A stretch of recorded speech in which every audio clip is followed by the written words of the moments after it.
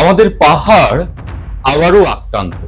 আমাদের সেই পাহাড়ে যে সকল আদিবাসী মানুষরা বসবাস করে, তারা তাদের ঘর বাড়ি ছেড়ে বন জঙ্গলের মধ্যে পলায়ে রয়েছে।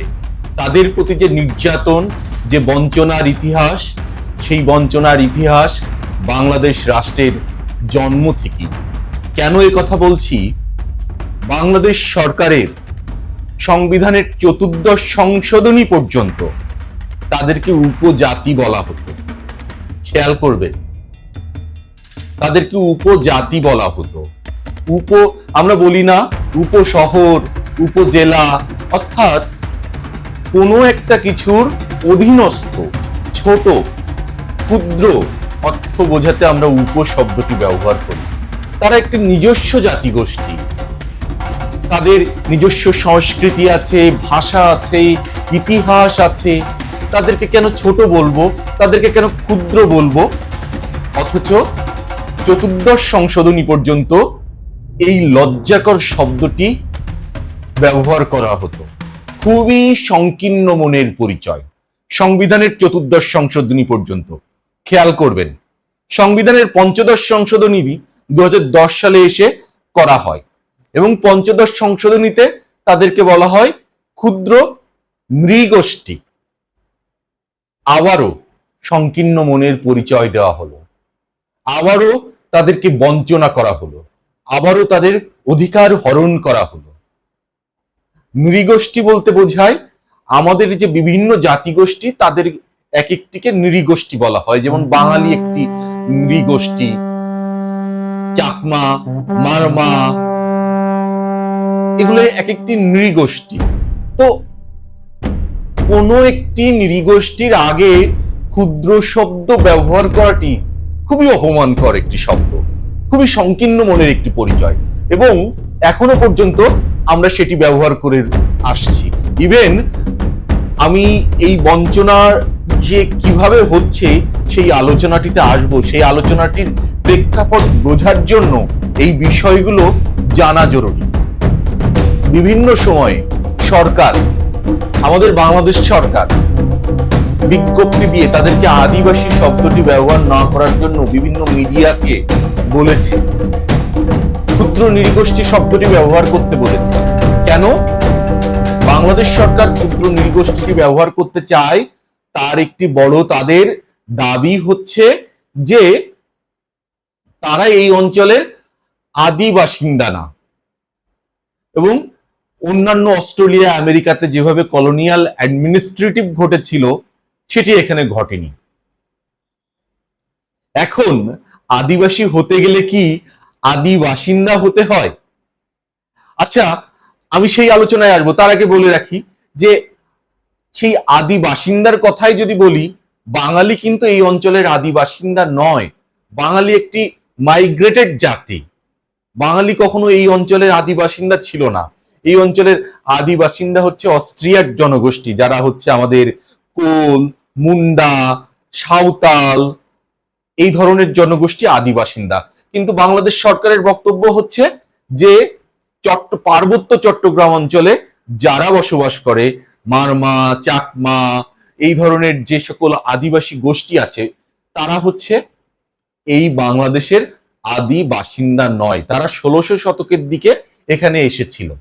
এখন আমরা যদি আইএলও কনভেনশনের ধারায় তাদেরকে কিভাবে সংজ্ঞায়িত করা হচ্ছে আদিবাসী বা ইন্ডিজিনিয়াস জনগোষ্ঠীকে, সেটি দেখি। কোনো একটি জনগোষ্ঠীর ভূখণ্ডের সাথে যাদের ঐতিহাসিক সংযোগ রয়েছে, যাদের নিজস্ব সংস্কৃতি, ভাষা এবং নিজস্ব অর্থনীতি রয়েছে, এবং যারা প্রান্তিক জনগোষ্ঠী, তাদেরকেই ইন্ডিজিনিয়াস পিপুল বলা হচ্ছে, আদিবাসী বলা হচ্ছে।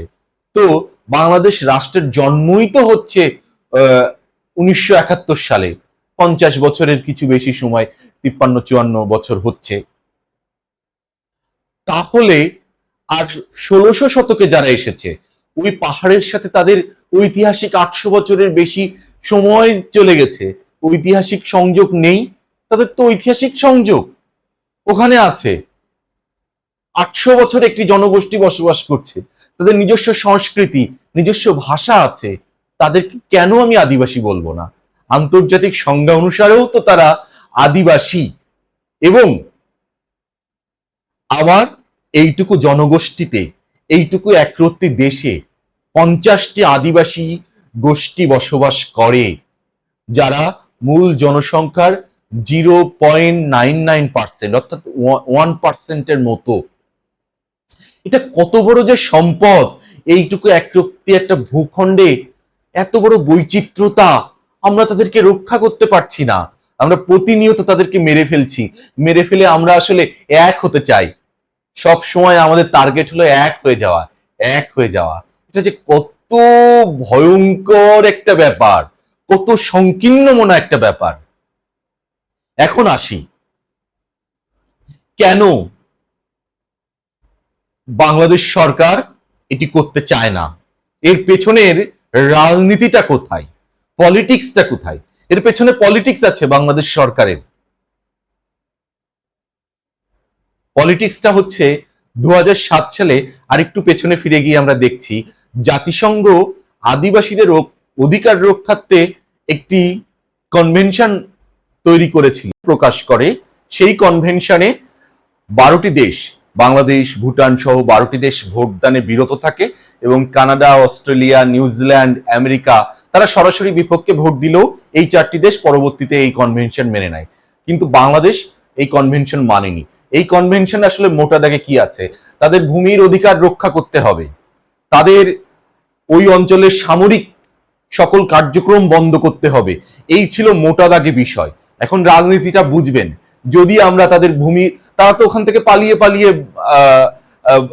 বাঁচছে, তাদের ভূমির অধিকার আমরা রক্ষা করতে পারছি না, তাদের সংস্কৃতিকে আমরা রক্ষা করতে পারছি না, তারপরে সেখানে আমরা সামরিক যে উপস্থিতি বজায় রেখেছি, সামরিক কার্যক্রম বন্ধ করার কথা বলা হয়েছে।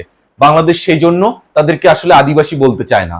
আদিবাসী বললে তাকে এই কনভেনশন মানতে হবে, ওখান থেকে সামরিক যে শক্তি সেখান থেকে সরায়ে নিয়ে আসতে হবে, এবং তখন তাদের অধিকার রক্ষায় তাদেরকে বাংলাদেশ রাষ্ট্রকে সচেষ্ট হতে হবে। যার ফলে বাংলাদেশ রাষ্ট্র মোটা দাগে এটি করতে চায় না এবং প্রতিনিয়ত আমাদের আদিবাসী জনগোষ্ঠীর প্রতি এ ধরনের নির্মম অত্যাচার, নির্যাতন আমরা করেই চলেছি রাষ্ট্রীয়ভাবে। সম্প্রতি বাংলাদেশের যে পরিবর্তন হয়েছে এবং সেখানে এই জুলাই হত্যাকাণ্ডের পরে সরকার পরিবর্তন, এবং সেখানে বলা হচ্ছে যে সংবিধান সংশোধন অথবা সংবিধানকে পুনর্লিখন করা হবে। আমি এই বাংলাদেশের একজন সাধারণ নাগরিক হিসাবে ওই আদিবাসী জনগোষ্ঠীর পক্ষ থেকে বলতে চাই, এই সংবিধান সংশোধন বা পুনর্লিখন যাই হোক, আমরা এই সংকীর্ণ মোনার পরিচয় থেকে বের হয়ে আসি।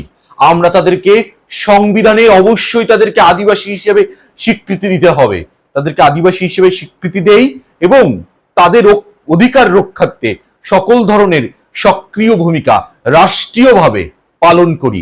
এইটুকু একটি একরত্তি বাংলাদেশে আমাদের 50টি আদিবাসী জনগোষ্ঠী যারা 1%, তাদেরকে আমরা যদি রক্ষা করতে না পারি, এই বৈচিত্র্যটাকে যদি ভালোবাসতে না পারি, লালন করতে না পারি, তাহলে ভীষণ লজ্জা এবং রাষ্ট্র হিসাবেও আমরা ব্যর্থতার দিকে যাব। আমি তাই বারবার বলতে চাই, আমাদের সংবিধানে অবশ্যই তাদেরকে আদিবাসী হিসাবে স্বীকৃতি দিতে হবে এবং এই ধরনের অপমানকর শব্দ উপজাতি যেটি বাদ দেওয়া হয়েছে, কিন্তু ক্ষুদ্র নৃগোষ্ঠী যেটিও খুবই অপমানকর শব্দ, এগুলো বাদ দিতে হবে সরাসরি। আন্তর্জাতিক আইনে আন্তর্জাতিকভাবে যেরকম ভাবে ইন্ডিজিনিয়াস পিপুল বলা হচ্ছে সারা পৃথিবী জুড়ে, সেটাই আমরা বলবো। আমেরিকাতে একটা সময় রেড ইন্ডিয়ানদেরকে রেড ইন্ডিয়ান বলা হতো, এখন তাদেরকে ফার্স্ট নেশন, ফার্স্ট আমেরিকান বলা হয়। নিগ্রো বলা হতো, আফ্রো আমেরিকান বলা হয়। আমরা তাদেরকে আদিবাসী হিসেবে বলবো, ইন্ডিজিনিয়াস পিপুল বলবো। সেই স্বীকৃতিটুকু যদি আমরা না দিতে পারি, এই রাষ্ট্রীয় সংকীর্ণ মনার থেকে যদি বের না হয়ে আসতে পারি, তাহলে তো আমরা আমাদের সেই সকল বন্ধুদেরা তারা এখন পলায়ে রয়েছে। কতটা কষ্টের, কতটা লজ্জার! একরত্তি আমাদের যে বৈচিত্র্য রয়েছে সেটাকে আমরা কিভাবে ধ্বংস করে ফেলছি, আমরা তাদেরকে কিভাবে রক্ষা করব? এখনই সক্রিয় হই এবং এই ঘোষণা অবশ্যই দেই। এই বলে আজকে আমি আমার খুব কষ্ট হয়, তো আজকে আমি আমার এই আলোচনাটি শেষ করছি। ধন্যবাদ।